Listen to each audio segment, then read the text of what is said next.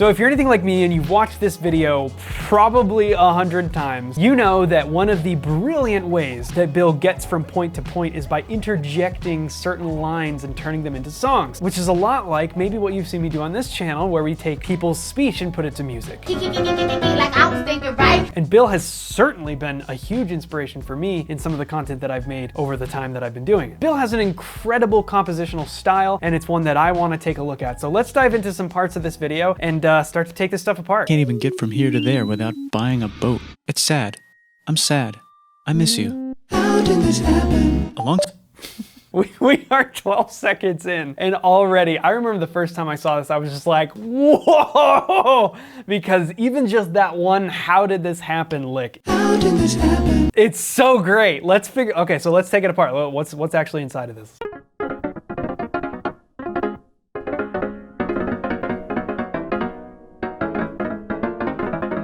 I just had to stop the camera and spend like a good 10 minutes trying to like decipher every voicing in that. And I don't even think I got it fully right. But it brings up a very interesting point that I notice about this video, which is that Bill is not constricted to any particular trajectory in regards to this is all a song that needs to land at a home base. He doesn't have any of those guidelines because these are all just jingles that exist in and of themselves. You know, if he wants to do something wacky with a harmony that doesn't really resolve to anything in particular, he's free to do that. And I think he utilizes that freedom a lot in this video, which makes some of these jingles sound so cool. So like this first one, this how did this happen? That's an interesting melody to begin with. And you know, I think a lot of times when people write melodies in this particular manner, you could think of it like, well, how would you speak that? How did this happen?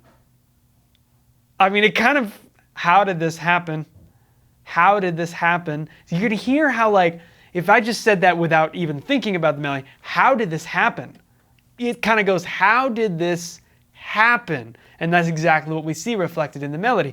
How did this happen? How did this happen? It's such brilliant melodic writing in direct correlation with the lyrics being spoken. So that brings up the next question, how on earth did he harmonize it? Well, that's a whole other story. If any of you guys know this better, and if you hear things differently than I do, please let me know, because I'm not 100% certain about this, but here's what I think. We have this first, we know the melody, how did this happen? And the bass line, as far as I could hear, kind of goes,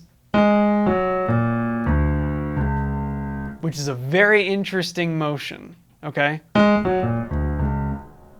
So we have weird. So let's fill it in. The best thing that I can hear is roughly, it's kind of like a whole step motion there with the first two notes. And then this middle one, because we have this tritone going on between the bass line and the melody, and I'm wondering if it was more of a, I mean, it's definitely a passing chord. In this passing chord meaning we just touch on it for a second, so it doesn't carry that much importance. So we can kind of get away with a lot of maybe harmonic dissonance because of the fact that we're not sitting on it for a long period of time. It's just getting us from one place to the next. Unless I'm missing something, it really feels like there's, how did this, and then this one's very interesting. Happen. So we have, it ends on this minor 9 chord. That I'm 99% positive of. But on happen, we kind of have two options there. The first part of the word before happen, on the first syllable, I'm hearing this sort of, technically you'd call it a minor 7 sharp 5 chord. It's more like a B flat, add 9 with the third in the bass. Okay, so almost like we're playing, but just instead of the root being on the bottom, we're gonna use the third on the bottom. And we're just not gonna repeat the third up here, so we'll just spread it out. It's a beautiful voicing. I use it a ton. That's what I'm hearing. The only other option I thought it could be is maybe a D dominant sound. So in this particular case, we would be showing D7 with a sharp 9 and a flat 13. So D7, sharp 9, flat 13. But I don't think I heard that F sharp in there. I think it was a little less dissonant than that before resolving finally to the D flat minor 9. So that's a whole bunch of super complicated analysis to just kind of point out, look how free we are in terms of turning a melody that is based on the lyrics it's written for, turning that melody into a harmonic progression that is so free and can really just do whatever it wants. How did this happen? Okay, let's look at a few other examples. Some stars burn out and die. Bigger stars burn out and die with passion and makes them brand new, way crazier. Which allows newer, more interesting stars to be made and then die and explode into even crazier space dust. Bass lines. Oh my God, they're so involved. By the way, when you guys oftentimes will see me hear something and play it, and depending on what it is, sometimes maybe it's a second or third try. Not with this stuff. This takes a lot more super focused listening to try to hear what's even going on inside of these things. And even when I think I get it, I still am not even 100% sure. But here's what I think is going on here. So we have this space dust, right? And so I heard there's this inner voice going on. It sounds to me a little bit like it's starting on some sort of chord like this and then landing on another one of those minor 7 sharp 5 type voicings.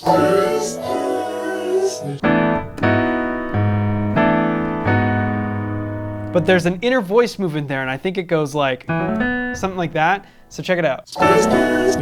Right there. We start here kind of with our bass line, and it drops down to there. And there's some inner voice going. There's some additional pieces of the voicing going on here just to fill it out a bit. And I think I heard a D in there. So kind of like this sus type voicing.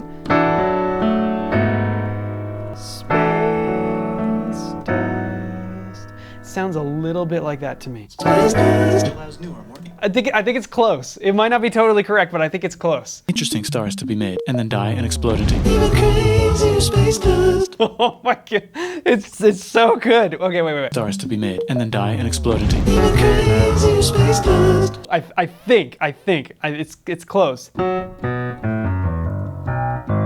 It's not that there's no rhyme or reason to it because all these chords sound so good, but we're not going anywhere in particular. We don't have to land on a 1 chord. We don't have to do a 2-5-1 or anything like that. We can kind of just let it float and relate to the melody. Even crazier space dust, something like that. And then there's, of course, we fill out the voicings a little bit, and it's kind of like...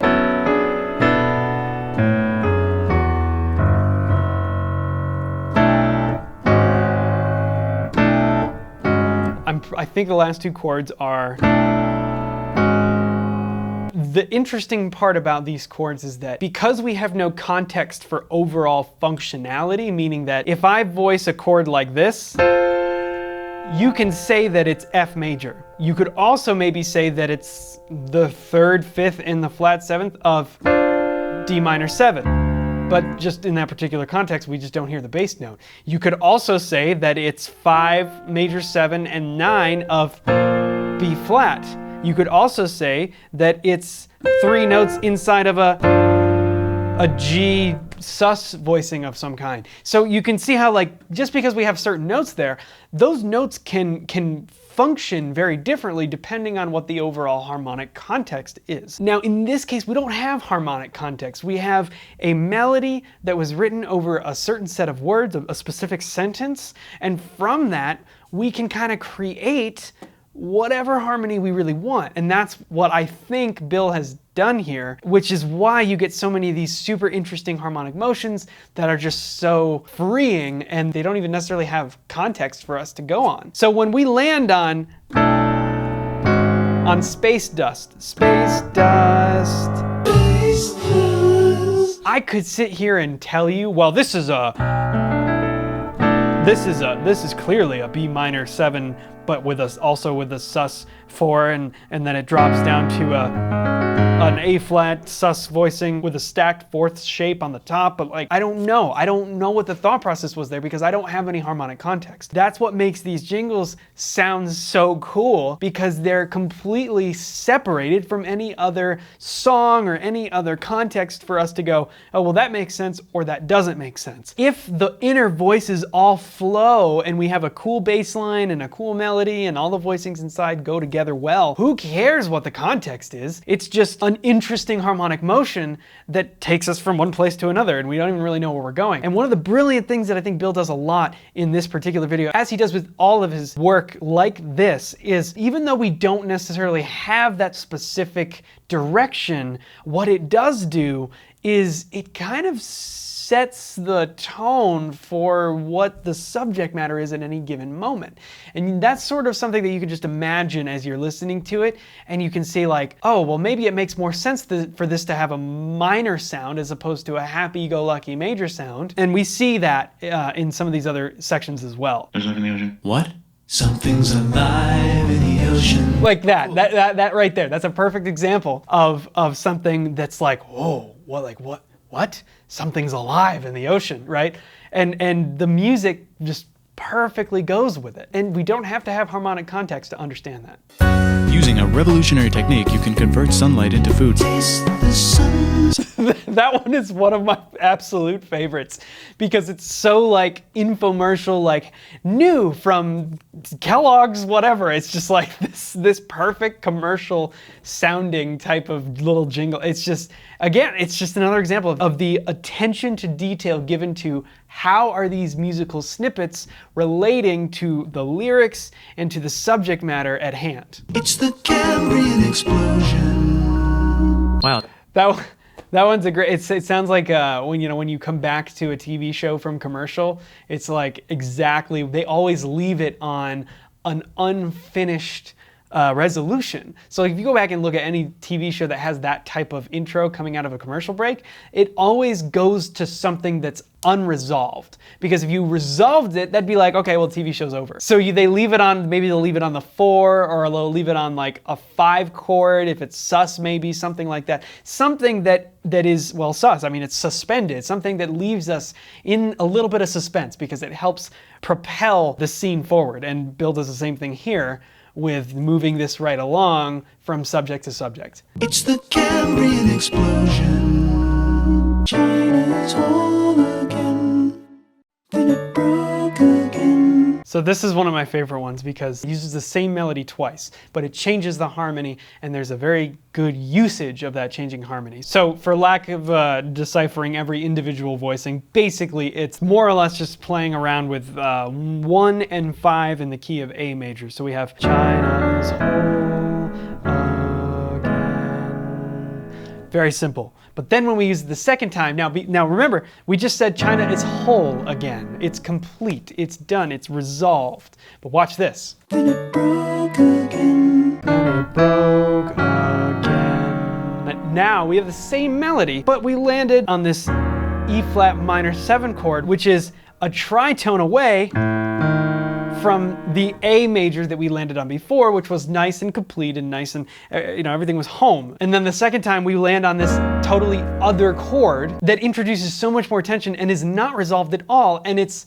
after saying, then it broke again. The connection between the harmonic writing and the lyric writing is very well thought out. And every single one of these that we're seeing is just a further example of that. So now they can make many different types of machines and factories with machines in them, so they can make a lot of products real fast. Okay.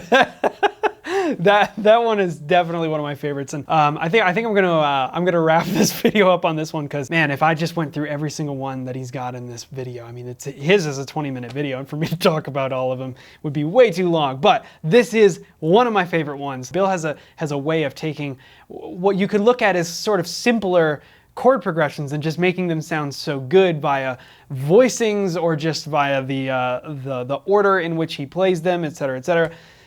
This is really cool. Machines and factories with machines in them, so they can make. Then they invent some trains. So So now they can make many different types of machines and factories with machines in them, so they can make a lot of products real fast.